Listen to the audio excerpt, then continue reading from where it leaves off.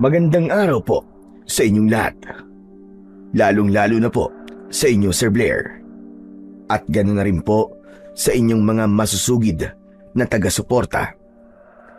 Magpapakilala na lamang po ako sa pangalang Hikbas.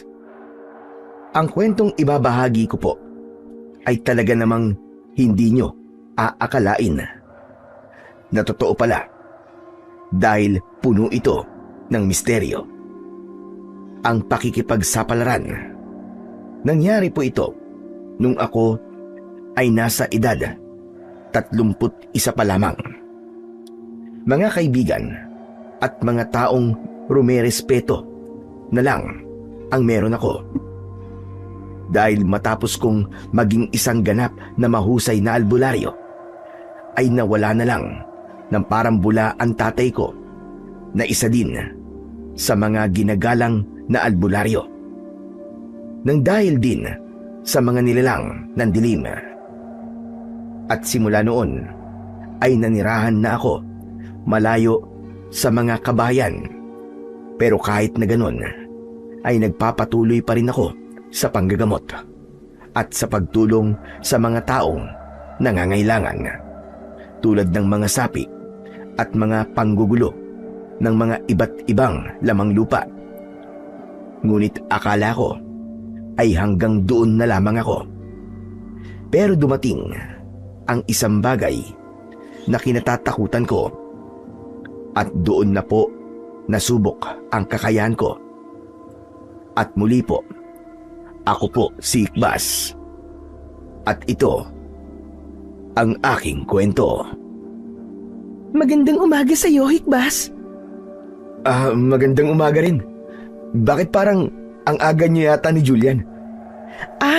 Hihingi sana kami ulit ng gamot para kay Lolo. Yung bang para sa sakit ng likod niya? Oo naubos na kasi yung unang binigay mo. Tapos, ilang buwan lang, sumakit na naman ang likod ni Lolo. Bakit kasi ang tigas ng ulo ng Lolo Laurito mo? Dapat kasi sa edad niya ngayon, hindi na siya nag-aararo sa bukid. Mahirap yun. Yun ang lagi ko sinasabi sa kanya Pero ayaw naman niya makinig. Lagi niya sinasabi na ayaw daw niya na maging pabigat. Hayaan mo, Amy. Mamaya, ako na ang kakausap mismo kay Lolo Laurito. Naku, mas maganda pa yata kung ganun. Kasi, mas pakikinggan ka nun panigurado. Sige. Pagkatapos ko, ihahanda ko yung mga gagamitin ko mamaya. Pupunta ako dun sa inyo. Pero ito, kunin mo na muna to para naman may maipahid ka sa likod ng lolo mo. Iniabot ko sa kababata kong si Amy ang isang langis na ginawa ko para sa pananakit ng katawan. Pagkatapos nun ay nagpasalamat siya. Si Amy ay isa sa mga naging parte ng buhay ko. Ganun na rin ang lolo niya. Dahil nung nawala ang tatay ko, ay sila ang unang naging kanlungan ko hanggang sa nakapagpatuloy na ako bilang albularyo. Maraming salamat dito, Hikbas Kung pupunta ka sa bahay mamaya, doon ka na lang din kumain. Magluluto ko ng marami. Nako, parang nakakahiya naman yata yan. Bakit ka naman mahihiya? Pamilya ka na rin namin ni Julian at ni Lolo, no? Kaya wag kang mahiya. At saka kulang pa nga yun dahil gumagamot ka ng walang bayad. Dahil gano'n naman talaga ang dapat. Hindi kami binigyan ng ganitong kakayahan para gamitin sa pagpaparami ng pera o gawing trabaho to. Kaya nga napakaraming taong humahanga sa iyo at ginagalang ka. Kasi hindi ka lamang mabuting tao, kundi isa kang biyaya sa amin. Isipin mo kung wala ka, walang gagamot sa kanila. Ginagawa ko lang naman yung mga dapat Kasi ayokong magkaroon ng malulubang sakit ang mga kababaryo ko. Ayoko kasi silang makitang malulungkot Pero baka naman dahil sa pag-aalala mo sa maraming tao, yung sarili mo naman ang napapabayaan mo, Hikbas. Ano ka ba? Siyempre hindi ko naman kinakalimutan yun. Katawan ko to Di naman ako nawawala sa sarili ko. Kung bakit ba naman kasi naisipan mo pang lumipat dito sa gubat? Samantalang ayos ka naman noon doon, di ba? Mas gusto ko kasi ng tahimik. At mas mahahasa ko ang kakayahan ko kapag hindi ako masyadong naaabala sa paligid. Ganun ba? Pero kapag may oras ka, ikaw naman yung pumasyal sa baryo. Siguradong magiging masaya yung mga kababaryo natin. Oo naman. Sa ngayon, hindi pa ako gano'ng makakapunta dun eh. Kasi madami pa akong mga halamang gamot na kailangan asikasuhin at timplahin. Para kung kailangan meron akong maibibigay kahit papano. Pero mamaya ha, aasahan ka namin na pupunta sa bahay. Ikaw na rin tuloy ang magsaway kay Lolo. Hindi talaga nakikinig sa akin yun Pero sa'yo, alam ko na makikinig yun. Oo, mamaya asahan mo pupunta ako. Pero teka lang, bakit yata parang may bata ditong hindi nagsasalita? Kasi Kuya Ikbas, miss ka na po namin sa bahay. Tapos, hindi ka pa po dumating sa birthday ko. Kasi Julian, marami akong pasyente nun. Wala akong naging oras hanggang gabi. Di ba nga, may kumakalat na sakit nun? Ganun po ba? Sorry na po. Hindi ko po kasi alam Ayos lang yon, Julian. Hayaan mo mamaya. Darating na ako. Doon na rin ako kakain. Talaga po? Basta asahan po namin yung Kuya Ikbas ha? Oo, wag kang mag-alala. Hindi ko kayo paasahin. Kasi konti lang naman yung mga halamang gamot na kailangan kong asikasuhin O sige Ikbas, mamaya ha. Asahan ka namin sa bahay. Mauna na kami ng kapatid ko. O sige, mag-iingat kayo ha. Nang maglakad na sila palayo, ay pumasok na ako sa kubo ko na nasa kalagitnaan ng gubat. Maraming bagay ang dahilan kung bakit ayaw kong bumalik sa baryo at doon na manirahan. Una, ay naatasan ako ng isang diwata na nakita ko lamang sa panaginip. Ang sabi niya ay pangalagaan ko raw ang gubat. Pangalawa, ay may mga dayuhan sa baryo namin ang pilit na pinuputol ang puno at kinukuha ang mga hayop sa gubat na dapat ay hindi nila pinakikialaman. Kaya dahil doon ay hindi na ako umalis sa gubat upang pangunahan ang pagbabawal sa mga dayuhan sa baryo namin na sirain ang kalikasan. Ilang oras ang lumipas nang matapos na ako sa pag-aayos at pagtitimpla ng mga halamang gamot ay nagdesisyon na akong bumisita sa baryo. At pagkakita pa lang nila sa akin ay abot tenga na ang ngiti nila sa akin. Ang iba pa nga ay nilalapitan ako at kinukumusta. Ang mga tindero naman ng gulay, prutas at isda ay lumalapit sa akin at binibigyan ako ng kanilang mga paninda. Nako, masyado na pong marami to. Baka naman po malugi kayo. Pagkasabi ko noon ay hindi pa rin sila tumigil. Pero nang matapos sila sa pagbibigay sa akin, lumapit naman sa akin si Ronnie na kaibigan ko rin na nanliligaw sa kababata kong si Amy. Isa rin siyang tindero ng gulay. Pero ng mga oras na yon ay nakapagsara na rin sila. Uy, Bok! Kumusta ka? Ikaw pala, Bok.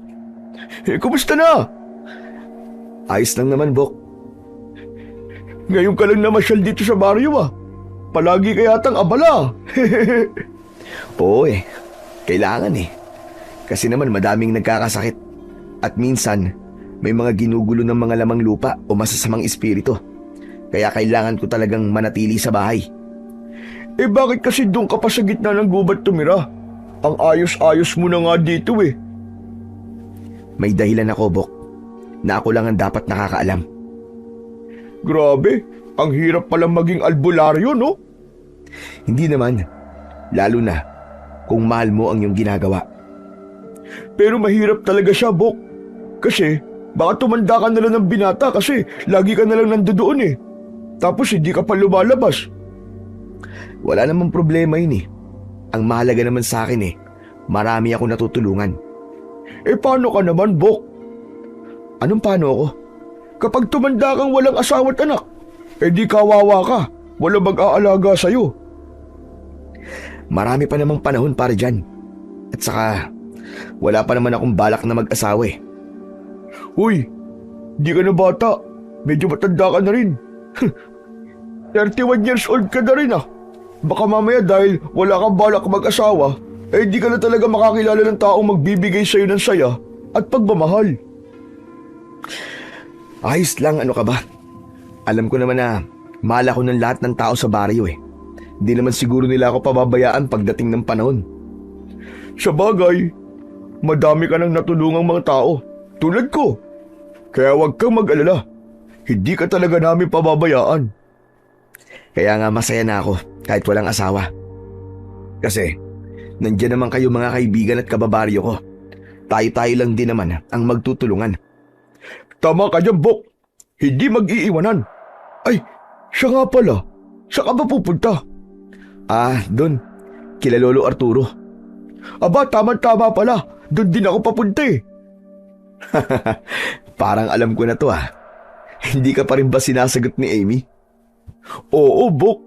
Pero kaya ko pa naman maghintay. Hindi naman ako nagmamadali Basta ayusin mo Parang kapatid ko na rin yan si Amy. Huwag mong paiiyakin yung kababata ko na yan Sinasabi ko sa'yo. Palalamanan ko talaga ng diwending pula. Yan sikmura mo, maniwala ka. Naku, huwag ka mag-alala. Hindi ko naman nililigawan si Amy para saktan lang Nililigawan ko siya para mahalin at alagaan. Kasama na ang pamilya niya. Basta siguraduhin mo yan Nako, hindi talaga ako nagbibiro, sinasabi ko sa'yo. Oo, pangako. Akong bahala kay Amy. At hindi ko siya papaiyakin kahit kailan. Siguraduhin mo yan Teka, ano ba yan dala-dala mo? Ba't parang ang ganda yata ng ayos? Eto ba? Bulaklak ng kalabasa. Ayos ka rin Bakit bulaklak ng kalabasa? Ano ka ba? Dapat sa panahon ngayon maging practical na tayo.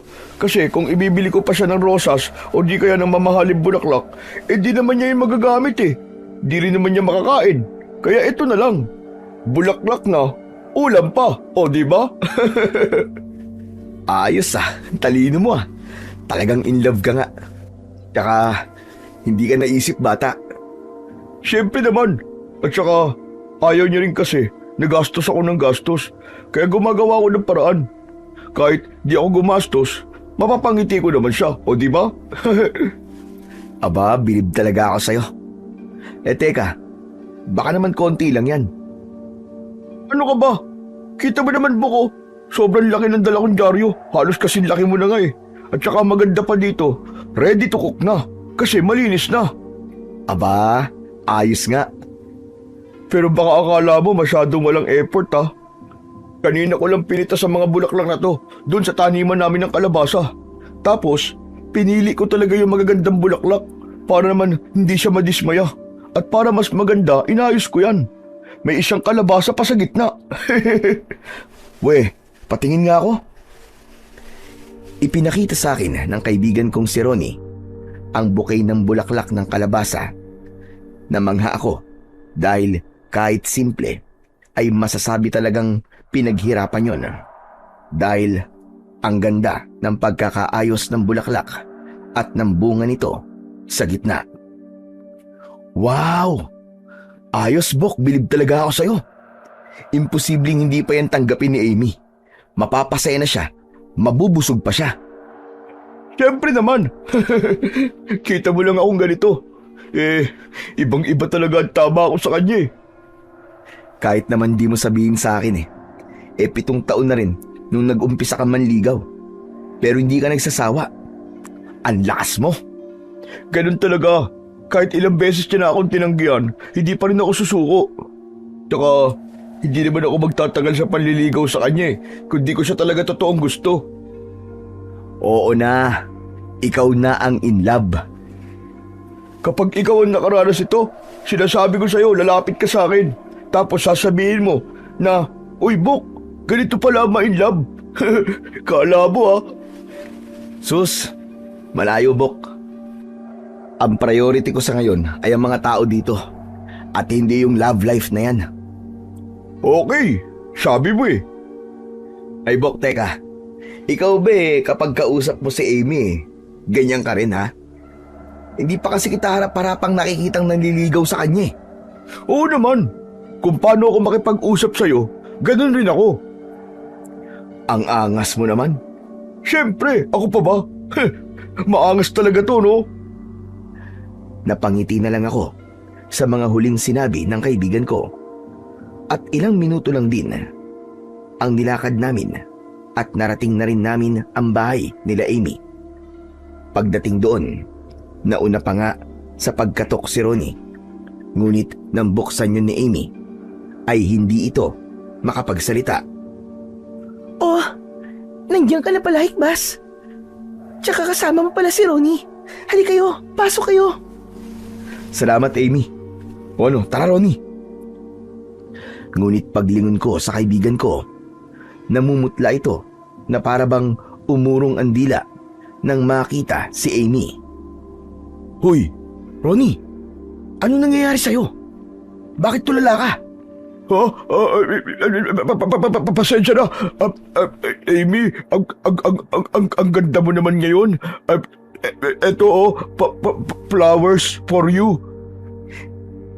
Nako, salamat Ronnie. Nagabala ka pa.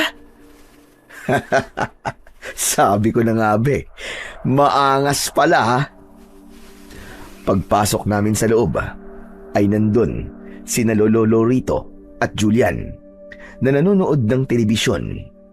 Sakto pa lang akong papalapit sa kanila ay isang matamis na ngiti ang agad na ibinigay nila sa akin. Mano po, Lolo Laurito? Pagpalain ka, Hikbas. Hindi niyo naman sinabi na darating pala kayo. E di sana, nakapaganda ako. Hindi ko na po talaga sinabi, Lo. Para naman masurpresa po kayo sa pagdating niya. At saka, Lo, kaya po ako pumunta dito dahil may nalaman ako. Ikaw, Lo, makulit ka talaga. Bakit ayaw mo pa rin tumigil sa pag-aararo? Lo, ang tanda niyo na po. Ay nako, ayan ka na naman. Pagagalitan mo na naman ako. Kayo talagang magkababata kayo. Pinagtutulungan niyo na lamang ako palagi. Lo, hindi ka namin pinagtutulungan. Ang sa amin lang ho, yung maging maayos ang kalusugan niyo. Abalo, matanda na po kayo. Baka mamaya niyan kumapano kayo dahil po dyan sa pag-aararo ninyo. Kung hindi ko naman gagawin yon, wala akong maitutulong kay Amy. Pagod na nga siya sa paglalako ng turon at mananakyo. Tapos aasikasuhin niya pa ako. Ayoko naman na maging pabigat ako. Bakit niyo po kasi iniisip na magiging pabigat po kayo sa akin? Lo, malaki na po ako. Oras na para ako naman po ang tumulong sa inyo at mag-alaga po. Tulad po ng ginagawa niyo sa amin ni Hikbas noon. Tama po si Amy, Lo. Huwag po kayo mag-alala. Kapag may oras po ako na po ang gagawa at magtatrabaho para sa inyo. Naku, hindi. Ayoko. Dahil masyado kang abala sa pagtulong sa mga nangangailangan. Ayoko maging istorbo sa iyo. Lo, kapag hindi po kayo nagpahinga, hindi ko na po kayo papasyalan dito. Alam ko, ayaw niyo po yun. Sige na po, Lolo kong Pogi. Pumayag na po kayo para laging pupunta po dito si Kuya Hikbas. Sige na po, Lo, payag na. Hindi niyo nga ako pinagtutulungan. Pinipilit niyo naman ako. O siya, sige. Para hindi na tayo umabot sa ganun. Titigil na ako sa pagtatrabaho. Pero ipangako mo, Hikbas, palagi mo akong dadalawin dito, ha? Opo, Lo. Pangako yan. Ay nako, sabi na eh. Ako na apo, ayaw makinig sa akin. Pero pagdating kay Hikbas, hay, agad na pumayag. Ayoko nga kasing maging pabigat, yun lang naman. Pero hindi nga po kayo pabigat dahil lolo po kita at mahal ka po namin. Abay, oo na. Wala na akong magagawa dahil pumayag na ako. At sa harap pa ng ating nag-iisang magaling na albularyo dito sa timbaryo. Nang bola pa talaga si Lolo eh. Totoo lang naman na sinabi ko eh. At wala yung halong biro. Ikaw ang lubos na ginagalang na albularyo dito. Sasagot pa sana ako sa sinabing yun ni Lolo Laurito. Pero nakarinig kami ng sigawan sa labas. Kaya walang pagdadalawang isip akong lumabas. Pagdating ko sa labas ay may nakita akong 4 na tao na may dalang nakatelang bagay. Kaya lumapit ako para alamin ang nangyayari. Ngunit hindi ko naman inaasahan ang malalaman ko dahil bangkay ng tao pala ang dala nila. Maputla, laslas ang leeg at walang lamang loob. At ang mga mata ng biktima ay nakadilat pa. Teka lang mga kababaryo. Bigyan niyo ako ng daan. Paraanin niyo ako. Nang sundin ng mga tao ang sinabi ko, ay hinawakan ko ang kamay nito. Malamig na at ramdam ko rito kung gaano kahirap ang dinanas niya. At alam kong hindi tao o hayop ang gumawa nun. Sandali lang mga kababaryo. Ano ba nangyayari dito? Lolo Laurito, nagbalik na po sila. Anong sabi mo, Hikbas? Nagbalik na ang mga aswang na kulaw. Nanlaki ang mga mata ng mga tao na nakarinig ng sinabi ko. Dahil matagal na rin nung huling beses silang umatake. At nang nawala sila, ay siya ring pagkawala ni tatay. Ang mga aswang na kulaw ay isang uri ng matataas na aswang na kayang sumapi sa mga taong may lihim na galit at kasamaan. At pag nandun na sila sa katawan ng tao na yon, ay magagamit na nila ang pangalawa nilang katangian. Yun ay ang mag-anyong malaking ibong itim na may 3 ulo at maliban sa laman ng tao. Sinabi sa akin ni tatay noon, maliban sa pagkain ng lamang loob ng tao, ay kaya rin daw nilang higupin ang kaluluwa ng tao. Dahilan kung bakit sila lalong lumalakas. Anong ibig mong sabihin, Hikbas? Bumalik na ang mga mortal nating kaaway. Hindi ito maganda. Dahil sa pamamagitan ng una nilang biktima, ramdam kong mas lalo silang lumakas. Diyos ko, Panginoon, tulungan niyo po kami. Dahil alam namin pagsubok niyo lamang ito. Pakiusap, gabayan niyo po kami, o Amang Lumikha. Hanapin niyo ang pamilya ng taong to at bigyan niyo siya ng maayos na libing. At bago sumapit ang hapon, gusto kong magkaroon tayo ng isang pagpupulong. At gusto kong nandun din ang ating kapitan. Bagyang yumuko ang mga tao na nakikinig sa akin at dala ang katawan na umalis, habang hindi naman makapaniwala si Amy at Ronnie. Ganoon na rin si Lolo Laurito sa mga nalaman nila. Bok, baka nagkamali ka lang. Sigurado ka bang aswang na kulaw nga ang may gawa nun? Hindi ako pwedeng magkamali, Bok. Ramdam ko ang presensya nila. Hindi lang dugo ang nawala sa taong yun. Sigurado akong pati kaluluwa. Kung totoo nga yung mga sinasabi mo, Hikbas, siguradong manganganib ang mga tao dito sa ating baryo. Ano po ba yung mga kulaw, Kuya Hikbas? Julian, bakit ka nandito? Kanina ka pa ba nakikinig? Opo, at parang takot na takot po kayo. Ano po ba yung kulaw, Ate Amy at Kuya Hikbas? Tsaka na namin ipapaliwanag sa iyo, Julian. Sige na, mauna na muna kayo sa bahay. Susunod ako mamaya. Kailangan kong malaman kung saan nila nakuha ang katawan. Bok, sama ako sa'yo. Wag na, Bok. Samahan mo na lang sila, Amy. Kaya ko na to. Tumango sila at tumalikod na. Ngunit bago pa man sila nakalayo, ay umulan bigla. At kung sa kanila ay normal na ulan lang yon, sa akin ay hindi. Dahil sa mata nila ay tubig ang bumabagsak. Pero sa mata ko ay kulay pulang tubig. Isang babalayon, nadadanak nga ang dugo sa aming baryo. Kaya mabilis kong pinuntahan ang taong may dala sa katawan at napag-alaman ko na galing daw yun sa kabilang kakawian. Kaya mag-isa ako nagpunta doon. Walang ibang dala maliban sa puting bandana at basket ng gulay na ibinigay sa akin ng mga tao kanina. Pagdating ko doon, naramdaman ko na may bakas nga doon ng mga aswang na kulaw at hindi lang isa dahil napakarami nila. Hindi maganda to. Mas dumami sila. Diyos ko, tulungan niyo po kami. Hindi ko po alam gagawin ko. Kung nandito sana si tatay, siguradong alam niya ang gagawin. Matapos kong sabihin yun sa aking sarili, naluluwa ako naglakad at bumalik sa bahay nila, Lolo Laurito. Pagdating ko doon, nakahanda na ang pagkain. Ngunit dahil sa mga nalaman ko, ay nawalan ako ng ganang kumain. Kaya nang matapos sila, ay lumapit sila sa akin at kinausap ako. Alam namin na malaki na naman yung problema ng baryo. Pero alam kong kaya natin to. Katulad nun. Hindi ko alam, Amy. Iba kasi ngayon. Iba rin yun noon. Dahil noon kasama natin si tatay sa laban. Pero ngayon, ako naman na nasa kalagayan niya. Hindi ko alam ang gagawin ko. Takot na takot ako. Baka hindi ko magampanan ng tungkulin ko bilang isang albularyo. Hikbas iyo. Bakit ka ba mong problema ng ganyan?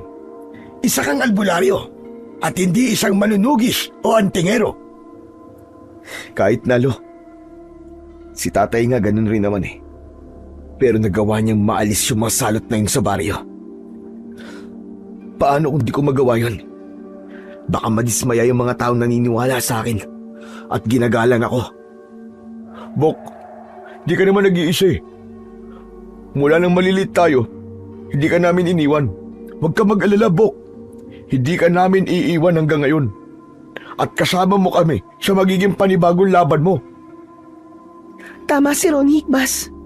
Nandito kami. Hindi bilang kaibigan. Nandito kami bilang pamilya mo. Hindi ko alam.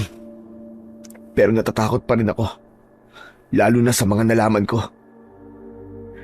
Ano ba yung mga nalaman mo, iyo? Mas malakas po sila, Lo, kumpara noon. At mas madami na po sila. Nararamdaman ko po, Lo. Umpisa na po yun.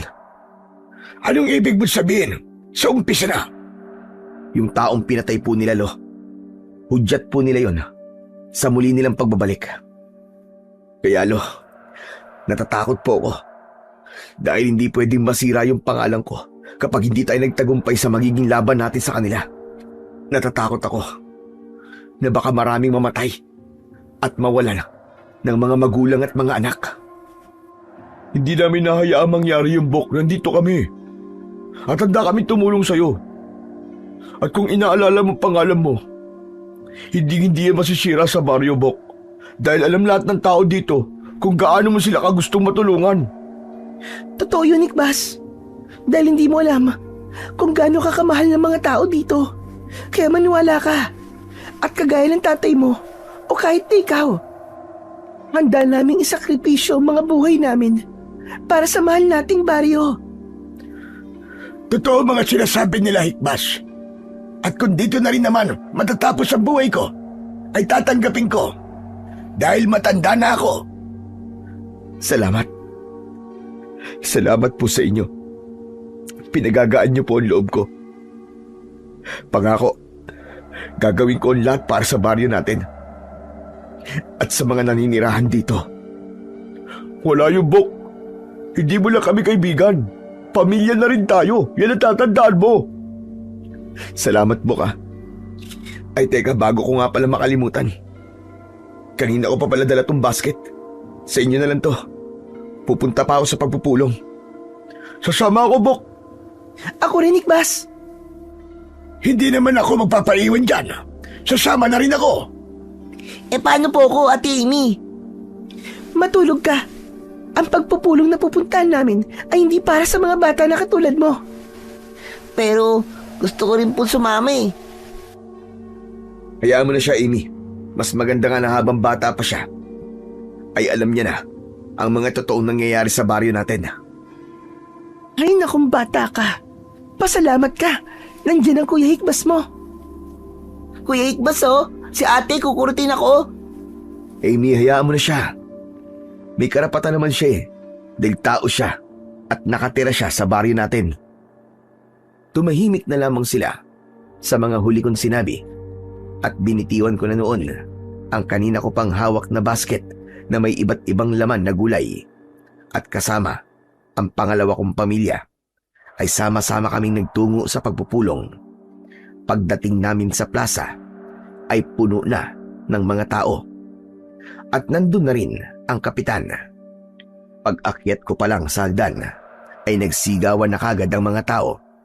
Hindi ko maiwasan ang maawa dahil napakasaya nila nang makita nila ako dahil hindi pa nila alam na masamang balita pala ang dala ko. At nang tumayo na ako sa gitna ay pinatahimik na sila ng kapitan at doon na ako nagsimulang magsalita. Magandang araw po sa inyong lahat, mga mahal kong kababaryo.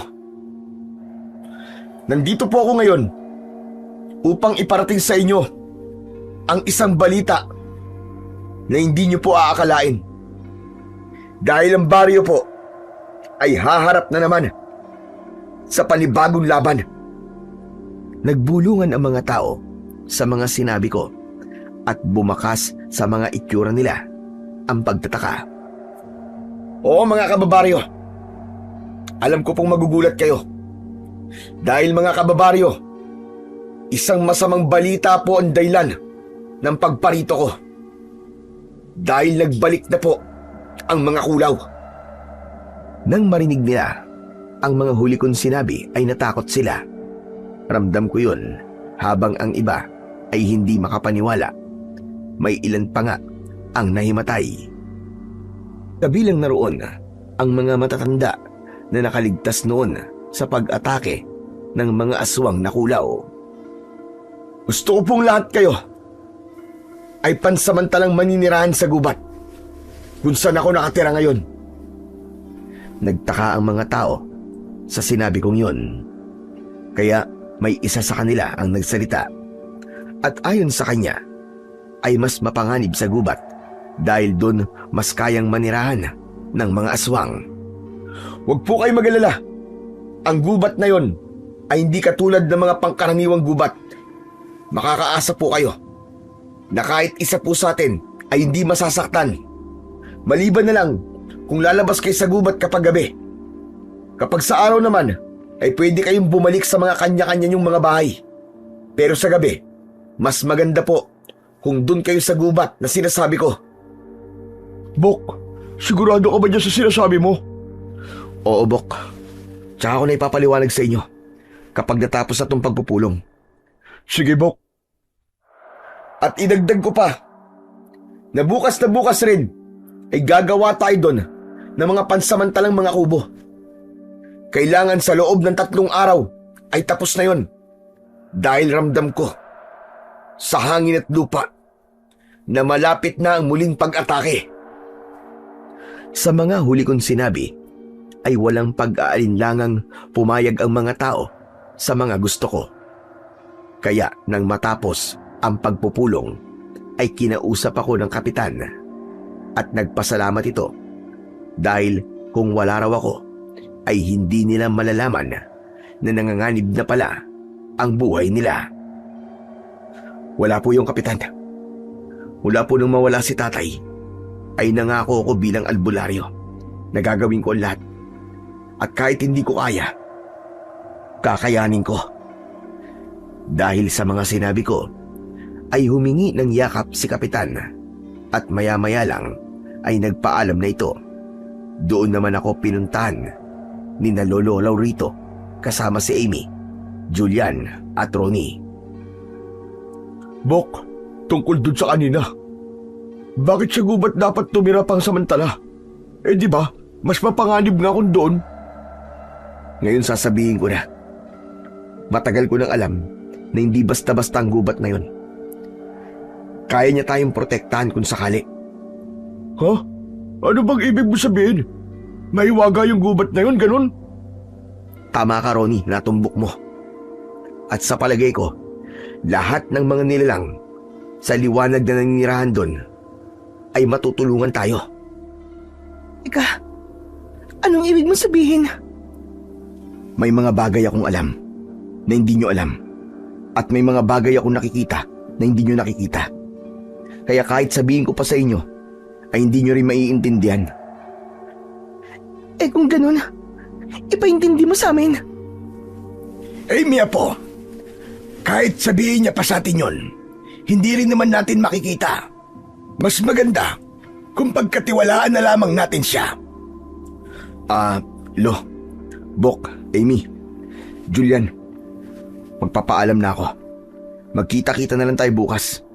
At para makasigurado tayo na ligtas kayo, huwag kayong lalabas sa gabi, ha? At siguraduhin ninyong nakasarado ang mga bintana at pinto. Amy, si Lolo, ha? May mga kailangan din akong ihanda. Tumango na lamang sila sa mga sinabi ko. Pagkatapos nun ay tumalikod na ako at naglakad pabalik sa kakawyan kung saan ako nakatira. Pagdating ko ron, agad akong pumasok sa kwarto ng kubo at may bagay akong kinuha sa ilalim ng papag ko. Nakalagay yon sa sako. Ang bagay na yon ay isang tungkod na may maladiamanting berde sa dulo ng hawakan nito. Kinuha ko sa bulsa ko ang puting bandana at itinali ko yun doon. At pagkatapos nun, umupo ako sa aking papag at nagbigkas ng mga orasyon upang gisingin ang tungkod na galing pa sa lolo ko. Hindi yung diretsong ibinigay ni lolo kay tatay at agad niya yon na ipinamana sa akin. Hindi yun alam ni tatay dahil ang pagkakaalam niya ay ibinaon na yon sa lupa. Para sa mga tao sa baryo, gagawin ko ang lahat. Mapanatili ko lamang ang kanilang mga kaligtasan. Tay, pangako po, hindi ko po sasayangin ang pagsasakripisyo niyo noon. Sa mga huli kong sinabi ay umilaw ng berde ang tungkod. Kaya naman tumayo ako at bala ko nang dalhin yun noon araw-araw. Nang matapos naman ako sa mga orasyon, ay kumain na ako at dahil wala naman akong ibang gagawin, ay naghilamos lang ako at dumiretso na sa kwarto. Maya-maya lang, may maliit na boses akong narinig at nanggaling pala yun sa duwending kaibigan ko. Kulay puti yun at ayon sa kanya, kaya raw ito nandoon dahil nararamdaman niya na may problema ako. Oo, kaibigan duwende. Meron nga at malaking-malaki ang problema ko. Dumating kasi yung araw na kinatatakutan ko. Dati akala ko hindi totoo yung mga babala sa akin ng diwata sa panaginip ko. Pero nagkamali pala ako. Ang hirap pala maging albularyo. Sa mga sinabi kong yon, ay sumagot ang duwende. At sabi niya, ay kasama raw yun sa mga pagsubok ko. Dahil bilang isang albularyo, may mga bagay daw talaga na pagdadaanan ako. At siguradong magiging mahirap yun. Pero ang nakakasigurado raw siya ay kakayanin ko yun. Sana nga, kaibigan duwende. Sana nga. Nagulat ako nang mula sa bintana ay tumalon ang duwende papunta sa papag ko at umupo sa tabi ko. At muling nagsalita. Ang sabi niya, nakikita daw niya na kahit ano pa man ang pagsubok ay kakayanin ko. Lalo na kung bukal sa loob ko ang tumulong. Kaya naman, lumakas ang loob ko dahil sa mga sinabi niya. Pagkatapos nun, ay bigla na lang siyang nawala. Tama ka, kaibigan. Kakayanin ko to dahil mahal ko ang mga kababaryo ko. At tulad ni tatay, kahit buhay ko pang maging kapalit, ay hindi ako magdadalawang isip na tulungan sila. Matapos kong sabihin yon, ay natulog na ako. Paggising ko naman sa umaga ay nagkapilang ako at dumiretso na ako sa bahay nila Lolo Laurito. Magandang umaga po sa inyo, Lolo, Amy at Julian. Kumusta po kayo kagabi? Ayos lang naman. Pero may mga kakaiba kaming naramdaman kagabi. Ano po yun? Parang may mga nilalang kasi sa labas kagabi na parang pinipilit na lumapit sa mga bahay. At parang wala na rin bisa yung mga pangontrang ibinigay pa ng tatay mo noon. Kasi nakakalapit sila sa bahay at parang gusto pa nilang pumasok sa loob. Hindi lang yun, Ikbas. Yung mga bintana, pilit din nilang binubuksan. At buti na lang, naisipan namin na bago magdilim, maglagay kami ng mga kahoy. Yun yung ipinatapal ko kay Ronnie. Buti na lang pala, hindi kagad siya umalis. Meron pa po, Kuya Ikbas. Sa kisame po ng bahay, may parang kalbot po kami naririnig. Di na nga maganda to. Tama nga ako kahapon. At panimula na naman nila ng pagsalakay. Kailangan mamayang hapon, makalipat na kagad kayo sa gubat. Pero Ikbas, kakayanin ba ng mga tao na makagawa ng pansamantalang kubo sa iisang araw lang? Kayang-kaya po, Lolo Laurito. Magtutulungan po tayo. Kahit iisang kubo lang. Pero malaki. Itatayo natin to malapit sa kubo ko.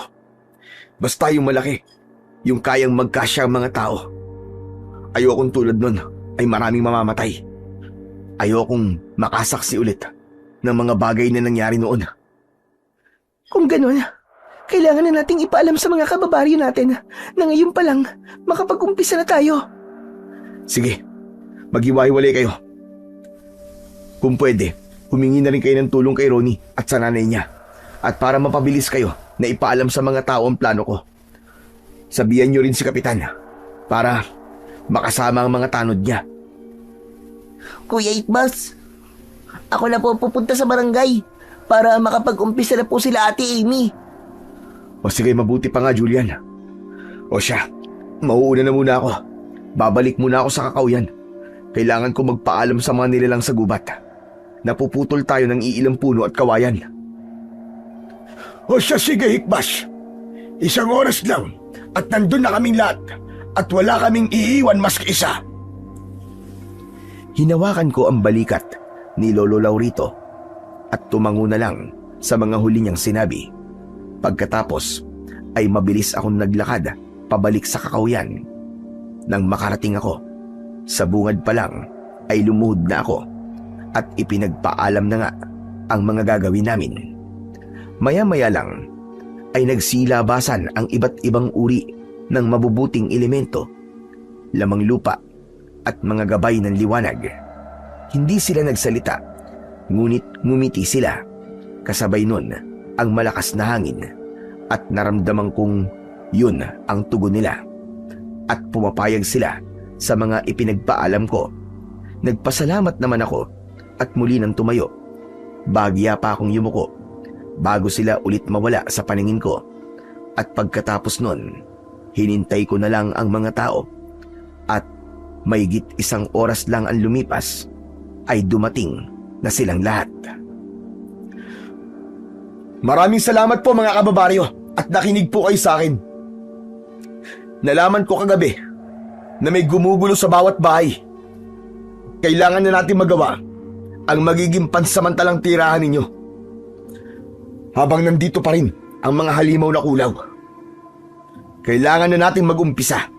May ilan po sa inyo napuputol po ng mga puno at kawayan.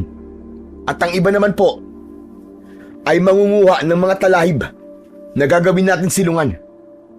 Ngayon, mag-umpisa na po tayo mga kababaryo. Masayang nagtulungan ang mga tao at ilang saglit lang noon ay kumuha na ako ng sarili kong karit at itak. Ngunit napansin ko sina Lolo Laurito na parabang malungkot. Kaya naman nilapitan ko sila at tinanong, "Ano pong meron? Bakit ganyan po mga itsura nyo?" Bok, may masamang balita eh. Ano na naman yun? Napansin mo ba? Wala si Kapitan eh. Wala rin yung pare at yung ibang mga tanod. Bakit? Ano ba nangyari? 4 na pamilya kagabi, Bok. Namatay. At pareho sila na sinapit ng bangkay na una natin nakita. Anak ng putya. Teka, totoo ba yung sinabi mo? Walang halong biro, Bok. Nandun sila Kapitan ngayon at ililibing ng diretso yung mga bangkay. Napakapit ako ng gusto sa tungkod na hawak ko at para bang matutumba dahil sa mga nalaman ko. Pakiramdam ko kasi ng mga oras na yon ay sasabog ako dahil hindi ko tanggap na may mga namatay na. Ngunit pinalakas nila Lolo Laurito ang loob ko. Kahit kami, ay ganyan din ang naging postura nung una naming nalaman ang bagay na yan. Pero wala na tayong magagawa dahil walang kaluluwa ang mga kulaw. Hindi ko lang talaga maisip, Lolo Laurito, kung gaanong hirap ang mga naramdaman ng mga biktima. Sigurado akong habang nakamulat ang mga mata nila, ay pilit silang nagmamakaawa. At ang iba sa kanila ay lumaban para sa buhay nila. Mga wala talaga silang puso. Mga demonyo. Bakit nila yung ginawa sa mga taong yon? Tama na, Hikbas. Sigurado naman na nasa magandang kalagayan na ang mga taong nasawi kagabi dahil nasa paraiso na sila ng ating Panginoong Diyos. Pasensya ka na, Amy. Kung nakikita niyo na nagkakaganito ako, hindi ko talaga kasi kayang isipin kung paano sila walang awang pinagpapapatay. Hayaan mo, Bok. Nandito lang naman kami. Huwag ka mag-alala. Sa tulong ng pagsasama-sama, may papanalo natin ang laban na to. Maniwala ka. Tama ka, Bok. Itaga mo yan sa bato. Hindi ko na ulit hahayaang may isa pa sa atin dito ang mamamatay. Tumalikod na ako at nag-umpisa ng tumulong sa pagkuha ng mga talayb. At dahil sa dami namin, ay marami din kaming nakuwang kahoy. At bago pa sumapit ang hapon, ay nagawa na naming maitayo ang mga kahoy paikot sa kubo na para bang bakod. Minadali pero pulido. Kaya naman, mabilis na nagsiuwi ang mga tao at kumuha ng mga unan, banig at kumot. Ang iba naman ay nagdala pa ng malaking payong para kung sakali raw na umulan ay may magamit sila. Ngunit may isang nagpabahala sa akin dahil may iilan pa ang hindi nakakabalik. Kaya naman sumunod ako. Kasama ko noon si Ronnie at nakita ko mula sa bungad ng gubat ay pabalik pa lang sila. Ngunit nang tumingin ako sa itaas, nakita ko ang pagkarami-raming mga kulaw na paparating. Anak ng putya, hindi maganda to, Bok. Mukhang aabutan yung iba. Bilisan nyo! Bilisan nyo! Nandiyan na sila! Nakarating naman sa tamang oras ang iba. Ngunit nag-alala ko ng gusto. Dahil sa taranta ng isang magulang ay nabitiwan naman niya ang anak niya na halos kasing edad lang ni Juliana. Nang tumingin ako sa itaas ay sobrang lapit na ng mga kulaw. Ngunit dahil ayaw kong may masunod pa na maging biktima, ay walang pagdadalawang isip akong tumakbo para kunin ang bata. Bok! Teka, Bok! Anong gagawin mo? Bok! Bumalik ka rito, Bok! Hindi ko pinansin ang sigaw na yun ni Ronnie. Nang mabuhat ko na ang bata, ay sakto namang nandoon na ang mga aswang na kulaw. Sinubukan nila kaming dagitin, ngunit nagmatigas ako at iwinasiwas ko ang hawak kong tungkod. Ngunit hindi ko napansin na nasa likuran ko ang kulaw at nagalusan niya ako. Nang dumami na sila, ay hindi ako tumigil sa pagwasiwas ng aking baston. May ilan pa nga ang lumapag sa lupa, kaya kitang-kita ko talaga kung gaano sila kalalaki. At ang mga galit sa mga mata nila na kulay dilaw na para bang nagliliyab na apoy. Sige! Subukan niyo lumapit! Dahil isa man sa inyo ang sumubok na saktan ng batang to. Sinasabi ko sa inyo, hindi ako magdadalawang isip na gamitin ang kapangyarihan ng baston na to para patumbayin kayong lahat. Ngunit hindi ko pamala. Pinalalabas ang kapangyarihan ng baston ay umilaw ang berdeng diamante nito. Dahilan upang magtakip ng mga mata ang kulaw. Kaya nagkaroon ako ng pagkakataon para tumakas kasama ang bata. Ayos lang ba kayo? Ayos lang po. Ang bata, tignan nyo. Baka nasaktan. Ayos naman siya. Pero ikaw parang hindi. May galos ka sa likod. Ayos lang ako, Amy. Huwag kayong mag-alala. Hindi naman malalim to. Pero yung bata, kumusta? Kuya Ikbas, naatid ko na po siya sa mama niya. Ayos lang ba siya? Opo, wala naman po siya sugat. Pero yun nga, umiiyak po siya. Ayos lang yun. Ang mahalaga naman ay hindi siya nasaktan. Pero Bok, yung sugat mo, baka kailangan niya lagyan ng gamot. O sige, lalagyan ko ito mamaya. Mauna na muna kayo doon. Eh ikaw, anong gagawin mo? May titignan lang po ako, Lolo Laurito. Pero hindi po ako lalabas ng gubat. O sige, basta sumunod ka kagad ah. Yung mga kababaihan, nagluluto na sila ng pagkain. Nagtutulungan sila. Sige po, Lolo. Mauna na po kayo. Sinunod naman nila ang sinabi ko at bumalik nga ako sa bungad ng gubat. Nakita kong kahit sa tapat ng kagubatan ay hindi nila kayang lumipad. Kaya lahat sila ay nag-iingay. Ngunit may isa akong napansin doon. Isa sa kanila ay mas malaki.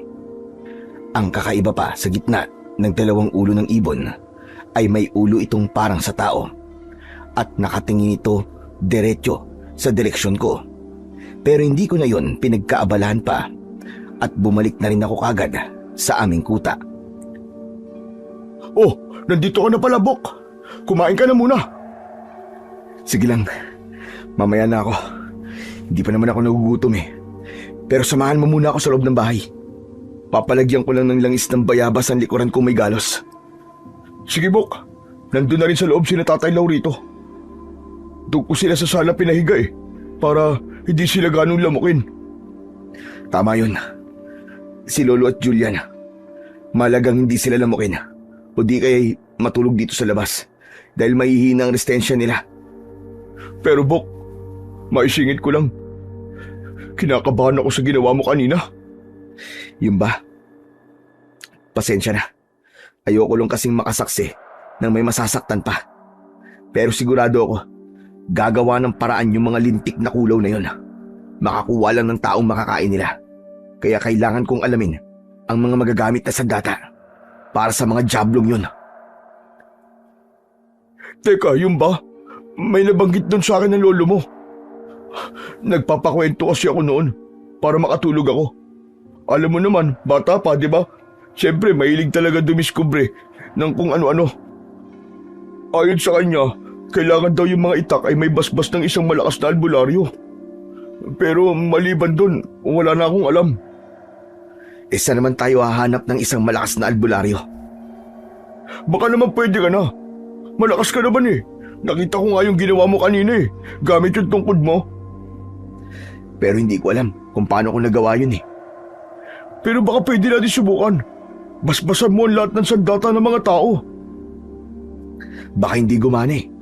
Kaya nga susubukan, di ba? Sige. Yun na lang ang gagawin ko. Pero maliban doon, kailangan may malaman pa akong paraan ng pagdepensa habang lumalaban sila. Wala na nabanggit ang lolo mo nun eh. Kaya nga bala kong buksan ulit yung libro ni Lolo. Hindi ko pa yung nababasa lahat eh. Pero alam ko, may tungkol sa kulaw doon. Mabuti pa nga, Bok.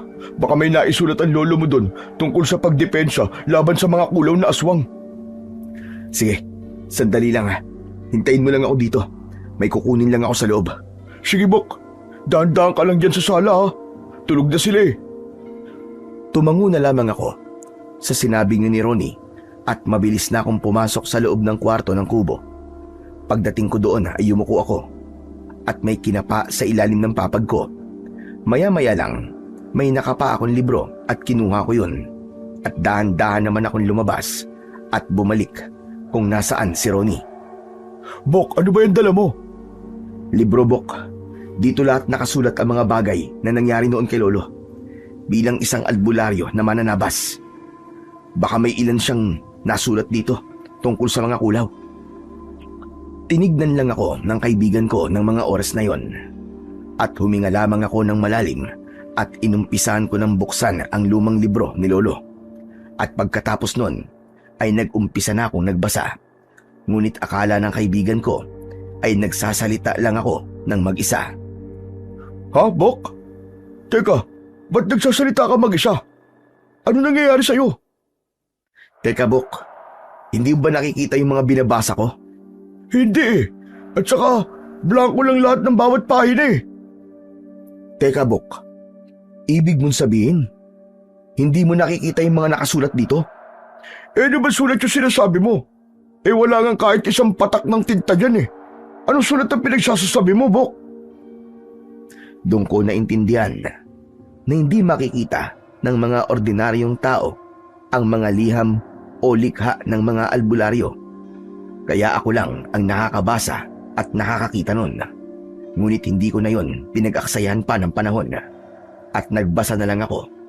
Doon ay nakakita ko ng mga bagay na kinatatakutan ng mga kulaw at magagamit din pang depensa.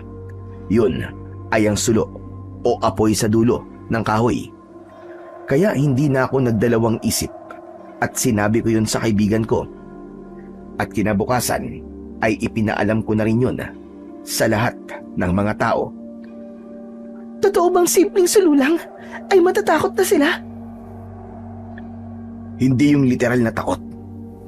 Mapapaalis mo lang sila. Ang ibig kong sabihin na takot sila sa ganun ay yung hindi sila kagad makakalapit. Pero may posibilidad na may makakalapit pa rin. Pero may nasabi sa akin si Ronnie. Ang sabi daw ni Lolo nung buhay pa siya, pwede raw maging sandata ang itak na may basbas ng malakas na albularyo. Eh sino namang albularyo ang gagawa nun? Ako, Amy. Hindi ko sinasabing malakas ako ha. Pero wala namang masama kung susubukan ko, di ba? Eh, Kuya Ikbas, di po ba? Malakas naman po talaga kayo. Tignan nyo nga po, oh. Wala po kayong sakit eh. Julian, ano ba? Nakikisabat ka na naman sa usapan na mas matatanda sa'yo. Pumasok ka na nga dun sa loob ng kubo. Sorry naman po, Ate Amy. Gusto ko lang naman po magbiro kasi sobrang seryoso nyo po eh. Wala tayo sa lugar para magbiruan, Julian. Alam mo naman kung ano nangyayari sa baryo, di ba? Hayaan mo na siya, Amy. Pero Julian, hindi tama na sumasabat ka sa usapan na mas matatanda. Ayos lang naman na magbiro, pero ilagay mo sa lugar. Pasensya na po, Kuya Ikbas, Ate Jamie. Hindi na po mauulit. Wala yun. Basta sa susunod alam mo na. Tumango na lamang si Julian nang sabihin ko yun. Kaya naman, tumalikod na lang siya at pumasok na sa kubo. At maya-maya lang, parating naman si Lolo Laurito at Ronnie. Ano nangyari sa batang yon? Sinaway po namin, Lo. Sumasabat po kasi habang nag-uusap kami. Eh baka naman sumobra ka naman sa kapatid mo. Hindi po, Lo. Kahit tanungin niya pa po si Ikbas. Lo, wala naman po masamang sinabi si Amy. Sinaway lang po talaga namin yung bata. Ano po pala sadya nyo at parang iritang-irita po kayo. Eh kasi naman, nauubos na ang mga nakaimbak na pagkain. Masyado kasi tayo marami. Baka kapag nagtagal pa tong pagkukulong natin sa gubat, ay mamatay naman tayo sa gutom. Lo, kumalma ka lang muna. Nasa gubat tayo at lahat ng kailangan natin ay nandito. Kung gusto niyo ng isda, may ilog dito. Kung gusto niyo ng gulay, meron tayong mga tanim na makikita diyan sa paligid. At may mga ligaw na ampalaya rin. May mga hayop din na pwede nating hulihin. Pasensya na. Dala lang siguro ito na sobrang pag-iisip. Dahil gaya mo, ay sobrang na akong nag-aalala sa kalagayan natin. Lolo Laruito, kaya nga po tayo binigyan ng natural na yaman ng Diyos para may magagamit po tayo kung sakaling kailanganin natin. Basta ang mahalaga ay hindi natin sisirain ang binigay niyang yon. At saka Lo, huwag ka na po mag-alala sa kalagayan natin. Magiging maayos din po ang lahat. Pinapangako ko yan. Kaya natin to. Basta sama-sama tayo at magtutulungan. Hindi tayo magagapi ng dilim. Basta samahan lang natin ng pagdarasal. Tama po sila, Lo. At saka, huwag na po kayo masyado mag-alala. Baka mas stress pa po kayo eh. Tapos magkasakit pa kayo. Mas mahirap po yun. Buti na lang talaga at nandyan kayo. Napapalakas nyo ang loob ko. Hindi niyo naman po kailangan matakot eh. Sa tulong po ng Diyos at ng mga nilalang niya ng liwanag, hindi tayo magpapatalo sa mga halimaw. Tama ka, Iyo. Ano bang kinakatakot ko kasi? Hayaan niyo na po yan, Lo. Mas mabuti pa po siguro eh. Magpahinga na po muna kayo. O siya, sige. Mas mabuti pa nga. Sige na, Amy. Samahan mo muna si Lolo sa kubo. May pag-uusapan lang muna kami ni Ronnie. Sige, Hikbas. Halina po kayo, Lo. Pagtalikod nila, ay lumapit ako sa kaibigan kong si Ronnie at umupo kami sa isang malaking bato. Kailangan makapaganda na tayo dahil hindi pwedeng palagi na lamang tayo nandito. Ano ba kasi ang plano mo, Bok? Ang plano ko ay dapat marami tayong tuyong kahoy. Tayong mga kalalakihan ang lalaban sa kanila, maliban kay Julian at Lolo Laurito at sa mga babae. Paano naman natin gagawin yun? Mag-iimbak tayo ng maraming kahoy at pagkatapos, yun yung gagamitin natin panangga. Habang may hawak tayong itak sa kabilang kamay, meron din tayong hawak na sulo sa isa pang kamay. Pero paano kung mamatay yung mga tao sa gagawin natin? Hindi naman natin lalahatin eh. Kakausapin natin sila. At yung mga gustong lumaban kasama natin ay sila lang ang sasama. Eh kung ganun pala eh, kailangan na natin maganda talaga. Tama ka. Pero mamayang gabi na. Mamaya ko na sasabihin ang mga plano ko. Siguro bago kumain, kakausapin ko na silang lahat. Eh paano yung pag-iimbak? Yun ang dahilan kung bakit kinausap kita. Ikaw ang magsasabi sa mga tao dahil may pupuntahan ako. Saan ka naman pupunta? Sa dulo ng gubat, Bok. Meron lang akong mahalagang bagay na gagawin doon. Hindi ko masasabi ngayon ang bagay na yun eh. Dahil hindi nyo maiintindihan. Kung ganun pala, ayos lang.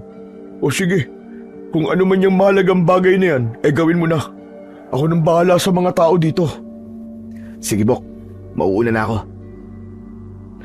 Tumango naman ang kaibigan ko habang ako ay tumayo na sa kinauupuan.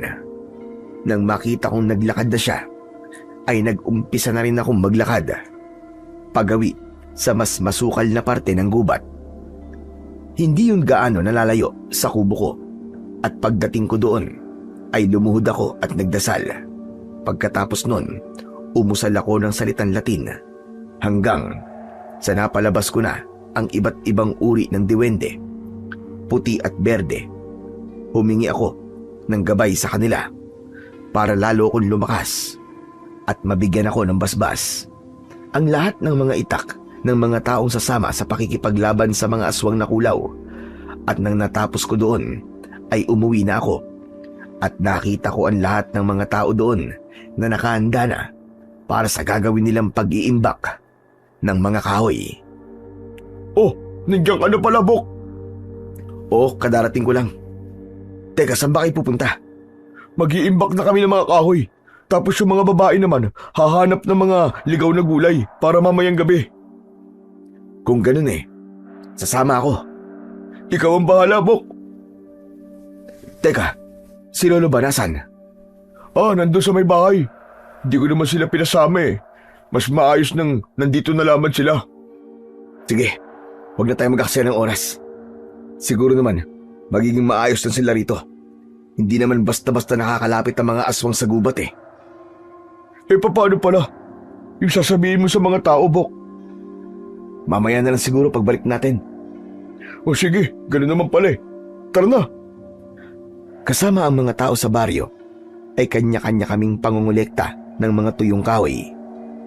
At nang makaramdam kami ng pagod ay nagpahinga kami saglit. Ngunit nakaramdaman naman ako ng kakaiba sa paligid. Dahil nararamdaman kong hindi lang kami ang naroroon at may mga matang nagmamasid sa amin. Nung una ay inakala kong isang nilalang lamang yon na nakatira talaga sa kagubatan. Ngunit nang minsang mapasulyap ako sa isang malaking puno, doon ay may taong nagkukubli. Julian! Julian! Bakit ka nandito? Hala kuya, pasensya na po. Gusto ko lang naman po sumama sa inyo eh. At saka gusto ko po makita yung mga ginagawa nyo. Wala naman kaming ibang gagawin dito eh. Kumukuha lang kami ng mga tuyong kahoy. Kapag eto nalaman na naman ng ate Amy mo, sinasabi ko sa'yo, malilintikan ka na naman dun. Sorry po kuya. Bok, sino kausap mo? Nang makita kong papalapit na sa kinaroroonan namin si Ronnie, ay hindi na ako nagsalita hanggang sa nakaharap niya na rin ang batang makulit na si Julian. Oh, Julian! Bakit ka nandito? Ano po kasi? Anong ano po kasi? Bago kami malis, sinabihan kita na huwag kang aalis doon, di ba? Bakit ka sumunod? Hayaan mo na lang siguro, Bok. Wala na tayong magagawa eh, nandito na siya. Saka kumukuha lang naman tayo ng tuyong kahoy, di ba?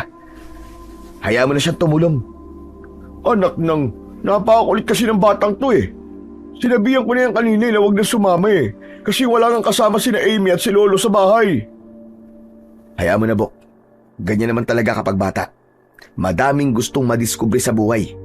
At saka, ganyan din naman tayo nung maliliit pa tayo, di ba? Oh, ano? Ngayon alam mo na ang pakiramdam ng mas nakakatanda sa atin.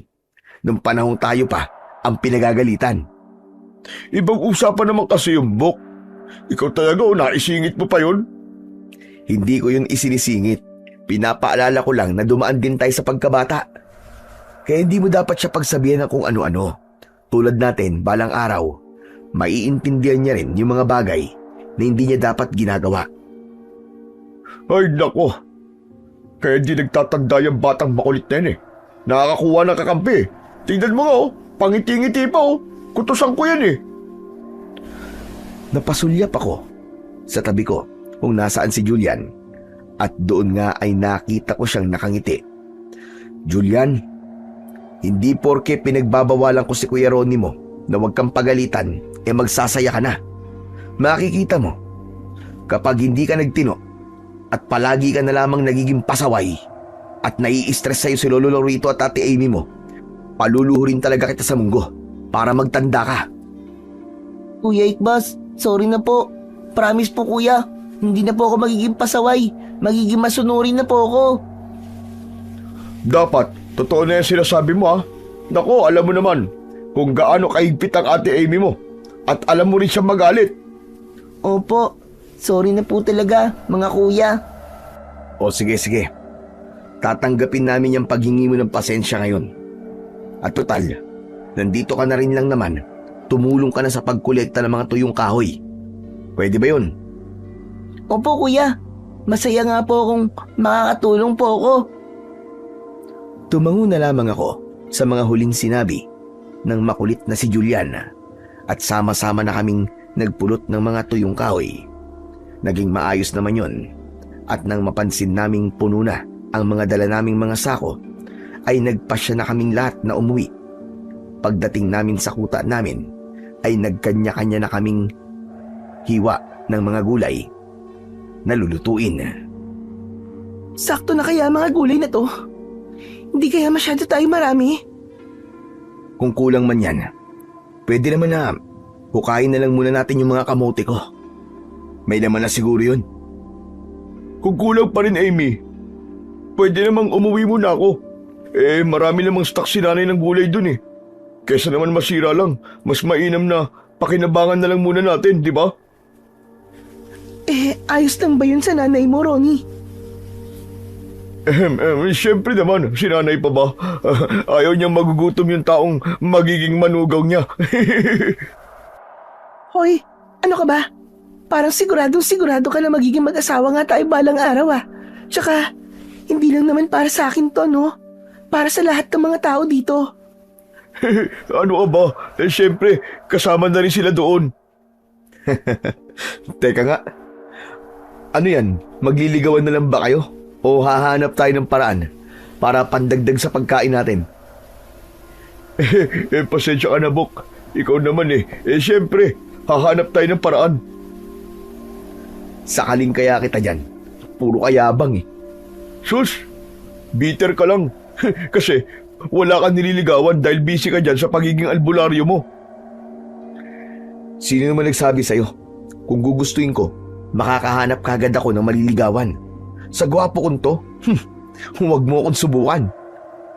Ayon, lumabas na naman yung pagiging mahangin yung dalawang magkaibigan.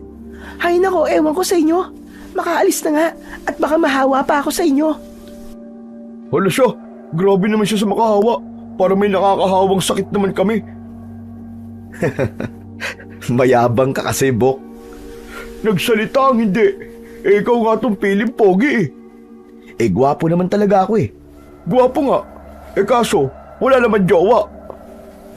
Ikaw ba, may jowa na? Wala pa sa ngayon, pero magkakaroon din, soon. Di ba, Amy? Hay nako, wag mo na nga akong isali dyan sa kalokohan nyo. Sige na, aalis na talaga ako. Nagtawanan na lang kaming magkaibigan dahil naaasar na naman namin ang kababata kong si Amy.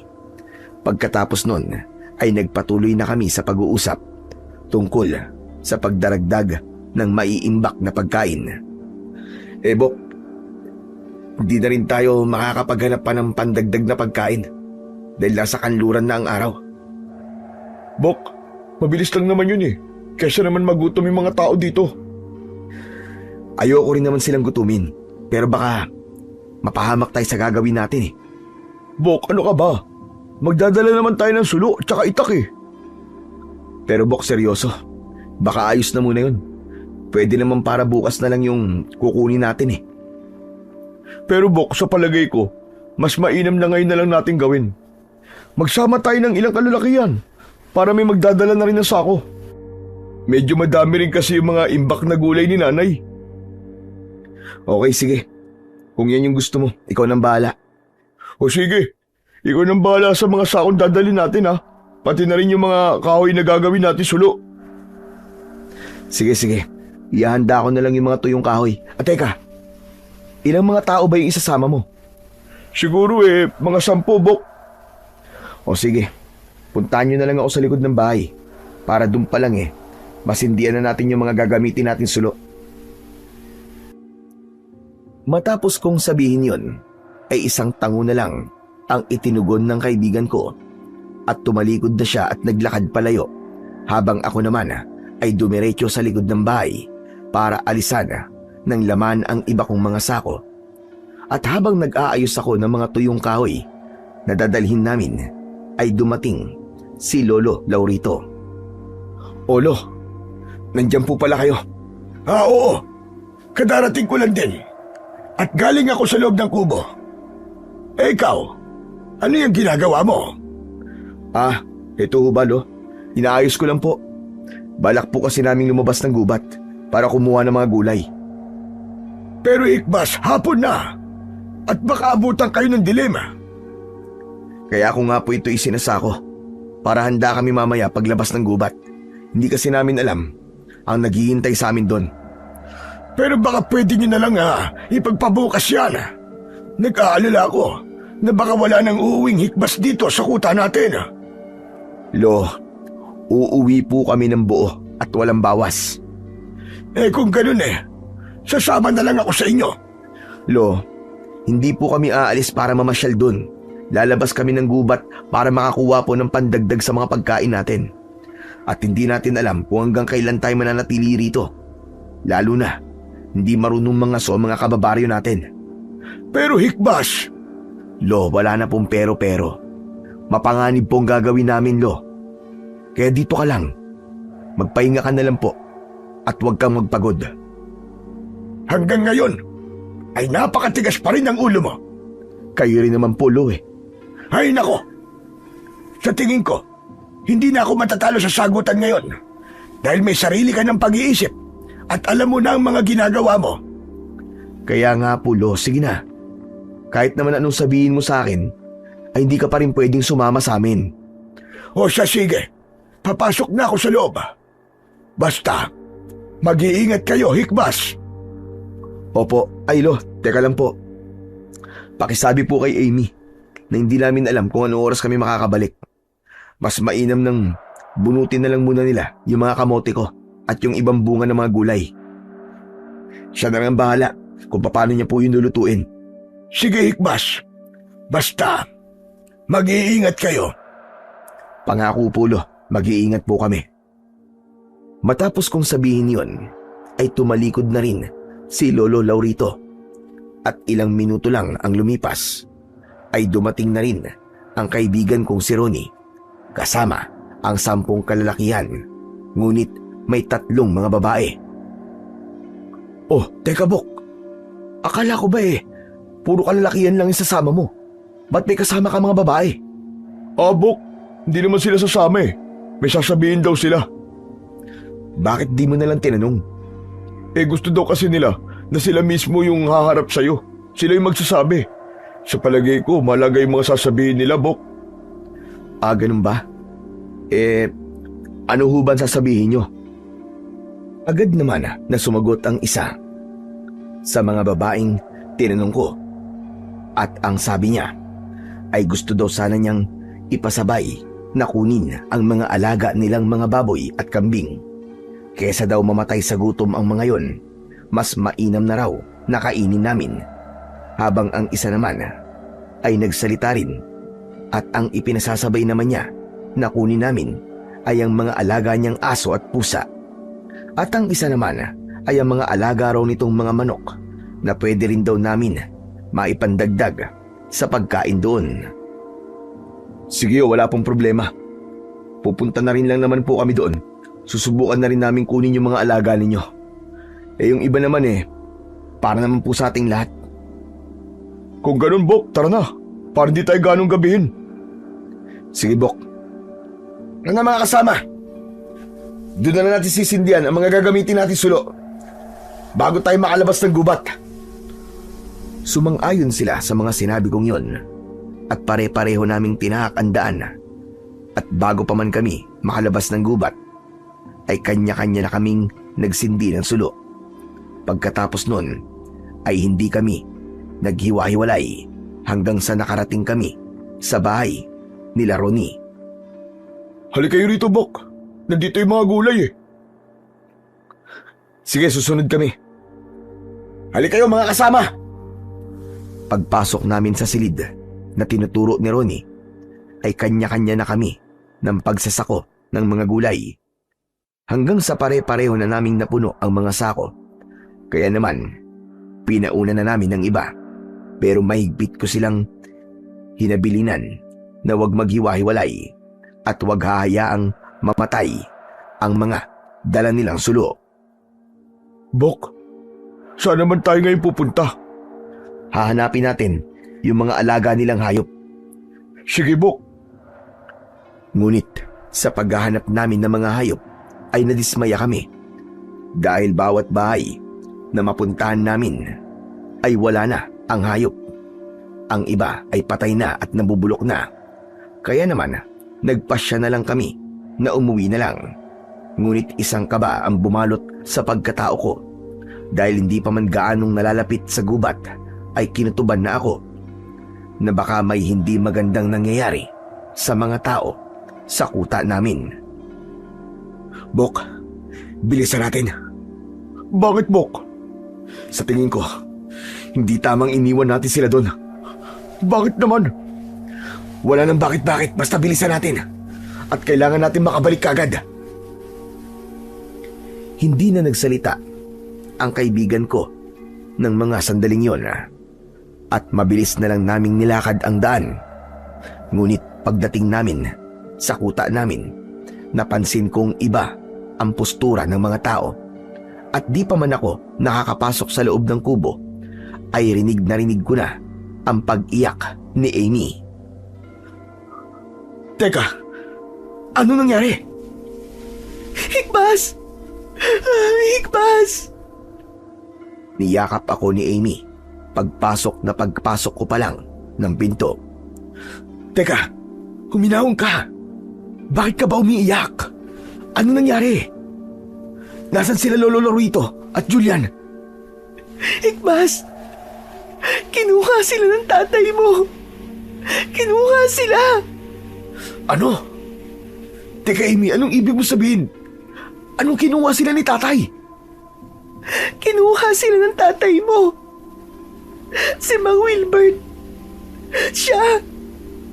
Siya ang pinuno ng mga kulaw! Ano bang pinagsasasabi mo, Amy? Patay na si tatay. Paano siyang magiging pinuno ng mga kulaw? Maniwala ka sa akin, Igbas.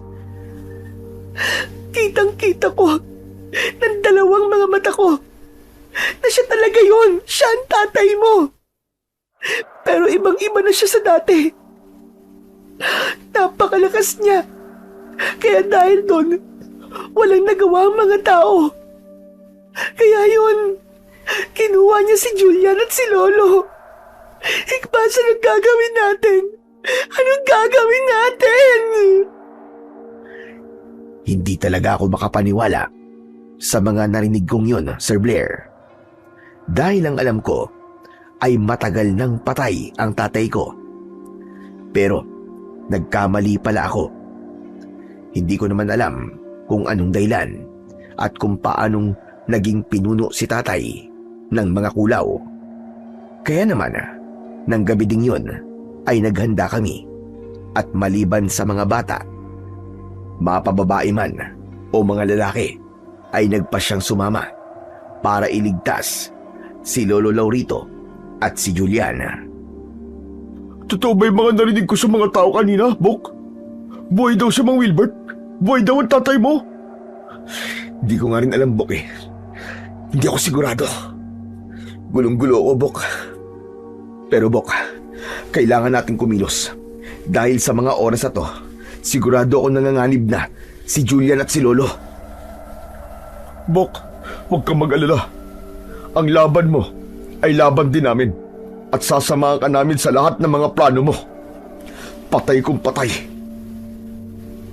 Kung ganun, mga kasama, maganda na tayo. May malaking laban tayong gagawin. Kailangan nating mailigtas ang maglolo at tapusin natin ang mga pesting kulaw na yan. Sabay-sabay na sumigaw ng pagsang-ayon ang mga tao. Pagkatapos nun, ay sinindihan na namin ang mga gagamitin naming sulok sa paglabas ng gubat. At balak naming lumipat sa kabilang gubat.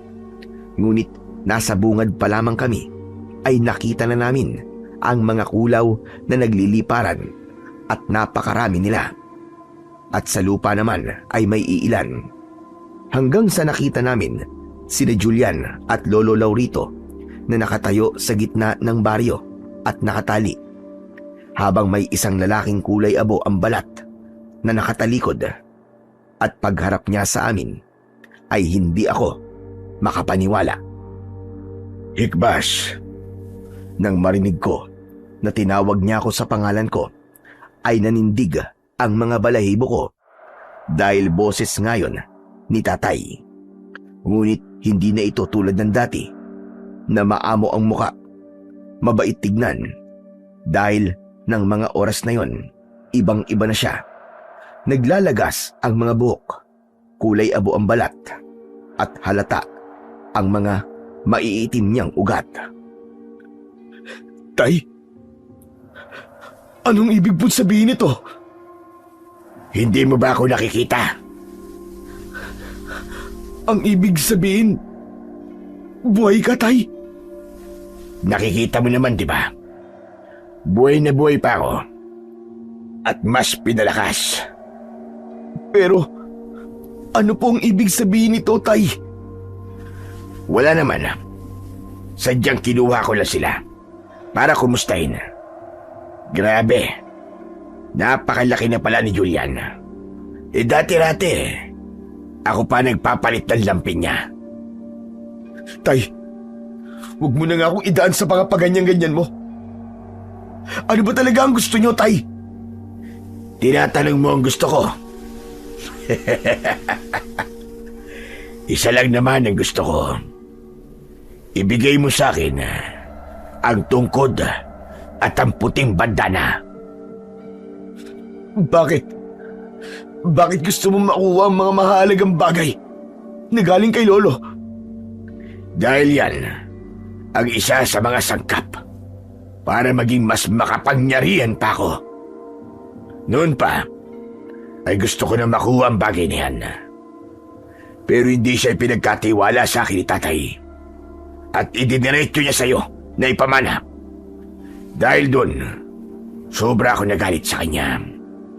At ang sakit na meron siya noon, ay ako ang may gawa. Walang hiya ka, Tay. Na dahil sa galit at inggit, nagkaganyan ka. Nang dahil sa tungkod at bandana, naging sakim ka. Nagpasakop ka sa kampo ng demonyo. At ikaw din ang dahilan kung bakit namatay si Lolo.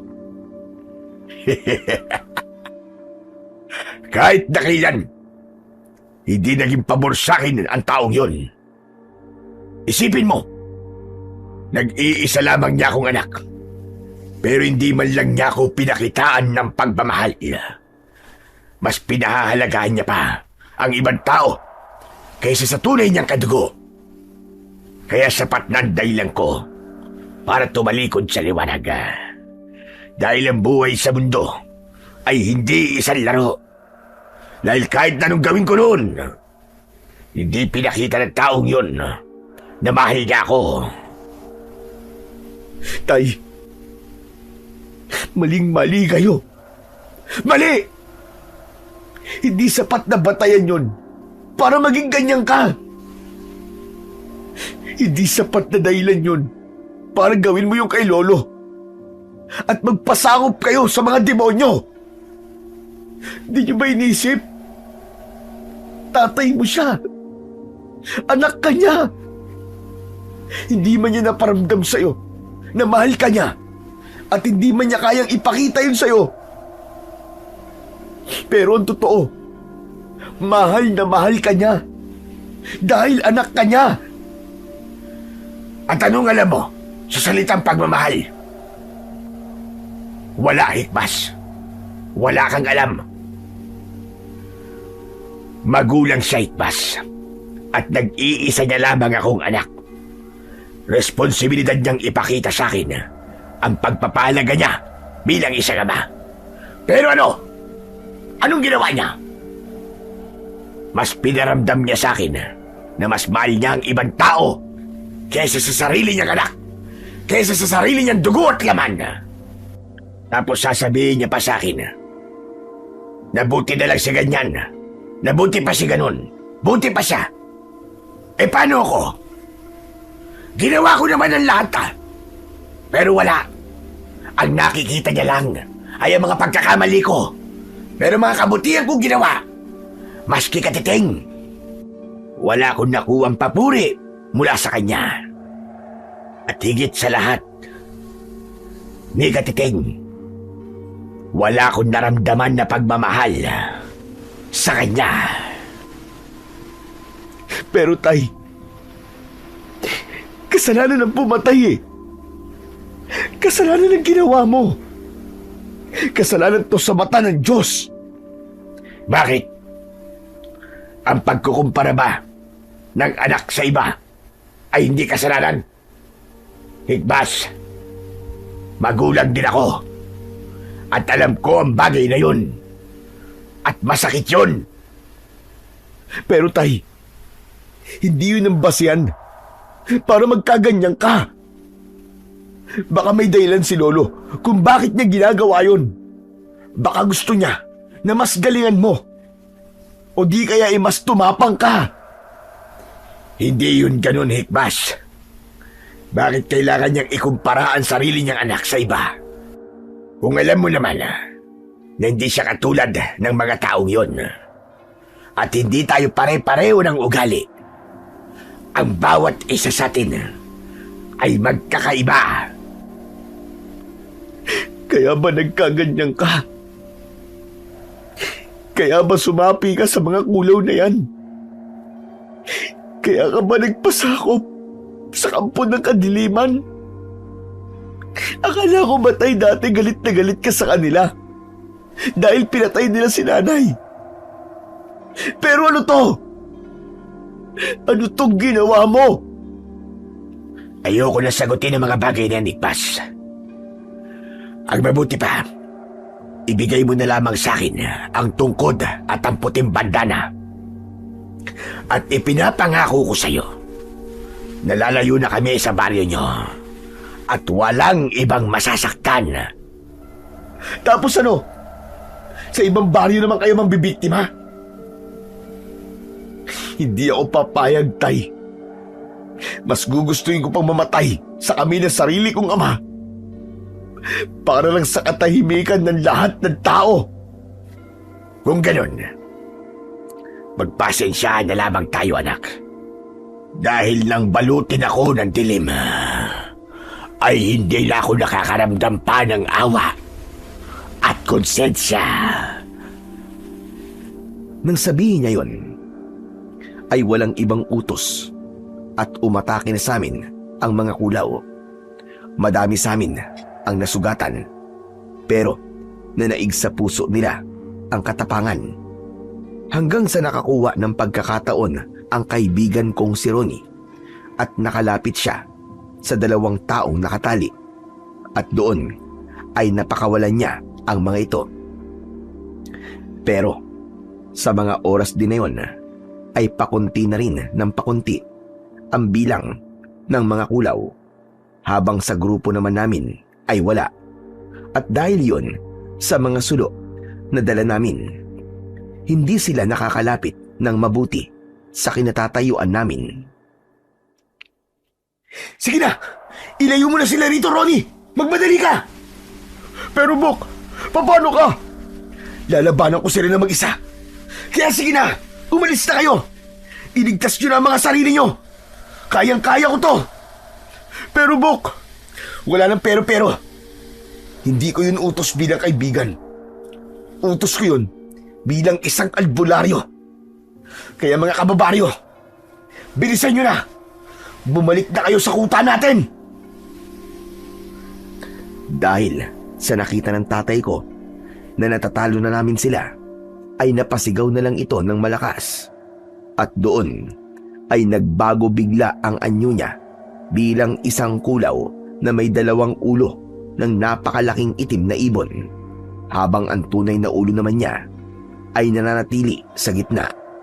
At takma niya sanang hahabulin ang mga tao, ngunit sa paglipad niya ay nahawakan ko ang mga paa niya. Pakiusap, tay! Pakiusap, tumigil na kayo! Tama na po ito! Tama na! Ngunit hindi siya nakinig sa mga sinabi kong yun at pilit na kumawala sa pagkakahawa ko. Pero nang makita kong nakapasok na ang mga tao sa gubat, ay binitiwan ko na rin siya. At doon ko naintindihan na kapag gabi at nakaanyong kulaw siya, ay hindi siya pwedeng pumasok doon. Kaya naman, galit na galit siya na humarap sa akin at sinugod ako. Gayunpaman, hindi ko kayang saktan ang sarili kong ama dahil mahal na mahal ko siya. Ngunit bawat atake niya ay napapansin kong nagtatalo ang katawan niya. Tama na, tay! Tama na! Tama na po! Kung hindi ka man nakakaramdam ng pagmamahal kay Lolo, tay, nandito po ako! Bumalik ka na! At itigil mo na to, tay! Hindi na pwede. Dahil isang sumpa ang maging isang aswang na kulaw. Mawala man sa katawan ko ang itim na usok nila, ay mamamatay pa rin ako. Dahil matagal na akong patay. Ngunit dahil sa nakatagong galit, ay naisalba nila ako. Kaya hanggang ngayon, ay humihinga pa rin ako. Hindi pa man ako nakakapagsalita ay inatake na ako ng mga kasama ni tatay na kulaw at umilaw naman ang tungkod ko.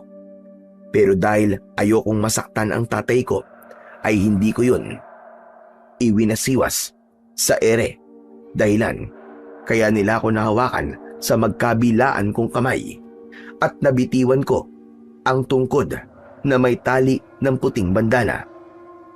Doon ay bumalik sa dating anyo si tatay at pinatulis niya ang mga kuko niya sa kanan niyang kamay. At sakto niya yon na isinaksak sa akin. Ngunit nagulat ako nang biglang hawakan ng kaliwa niyang kamay ang kanan na sasaksak sana sa akin. Maya-maya lang ay napasigaw siya at napatuwad sa lupa habang hawak ang dalawang ulo. Tay! Tay, ano po nangyayari sa inyo? Tay! Ano nangyayari sa inyo? Umalis ka na, anak! Sige na! Alis na! Dahil hindi ko na makontrol ang sarili ko! Sige na, anak! Pakiusap! Umalis ka na! Hindi po, tay! Hindi po kita iiwan. Hindi kita pababayaan.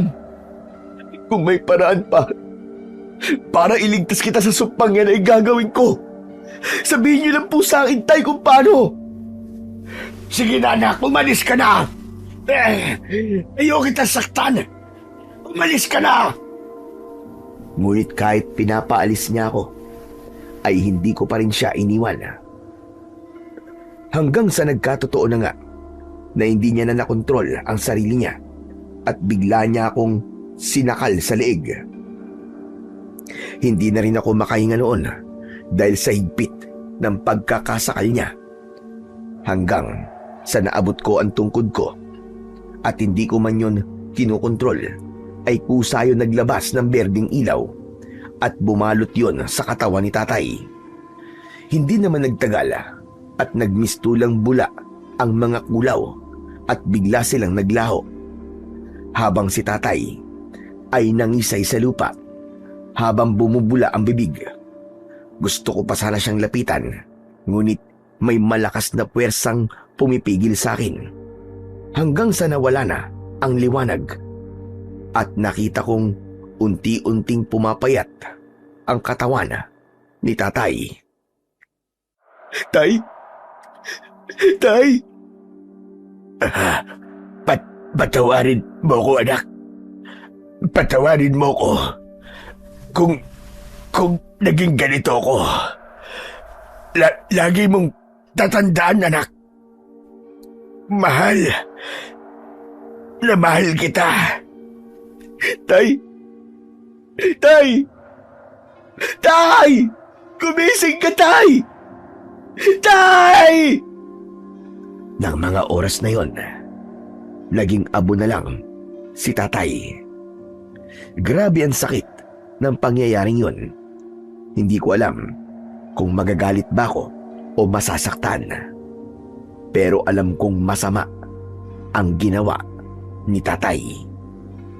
Hindi lang sa mata ng tao, kundi higit sa lahat, sa mata ng Panginoong Diyos. Pero hindi ko siya masisisi dahil nakaramdam siya ng hindi pantay na pagmamahal na galing sa kanyang magulang. Kaya naman, tinanggap ko na lamang ang lahat. At magmula noon ay naging maayos na ulit ang baryo at nag-umpisa na ang lahat sa pagbabago. At bilang isang albularyo sa baryo namin, tinuruan ko rin at binigyan ng aral ang bawat tao na kahit kailan ay huwag nilang susubukang ikumpara ang mga kapamilya nila sa ibang tao. Dahil hindi nila alam kung gaano kasakit sa isang tao ang bagay na yon at hindi rin nila alam ang magiging bunga ng pagmamahal na hindi pantay. Dahil hindi kompetisyon ang pag-ibig, mapamagulang man, anak o ibang tao. Dahil sa oras na ikumpara mo sila sa iba, imbis na lalakas ang loob nila, ay mas mangliliit pa sila sa kanilang mga sarili. Hindi natin alam kung ano o kung gaano kabigat ang magiging epekto ng pagkukumpara natin sa mga anak natin. At para maiwasan na rin na magkaroon sila ng pag-iisip na mas lalong makakasama sa kanila, na maaaring humantong na magpasakop pa sila sa kampon ng kadiliman. Yun lamang po, Sir Blair.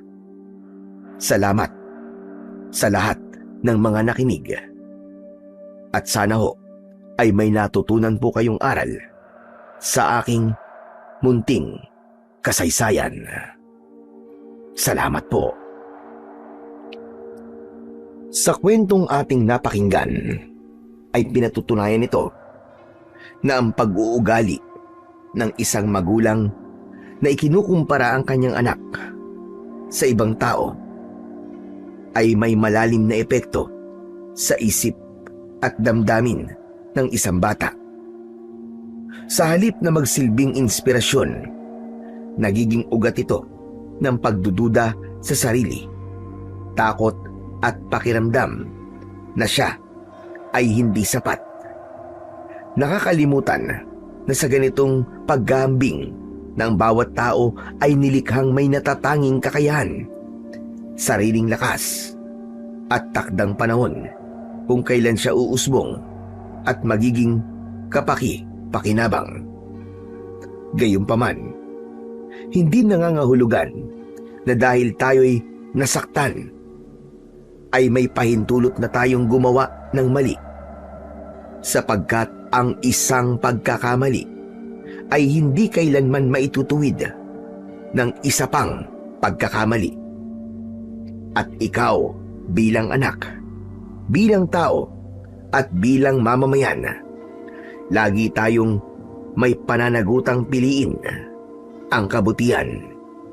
At anuman ang ating pinagdadaanan, manatili tayong umaayon sa kalooban ng ating Diyos Ama, sapagkat sa gitna ng dilim ay may liwanag pa rin na patuloy na naghihintay para sa mga hindi sumusuko sa paggawa ng tama.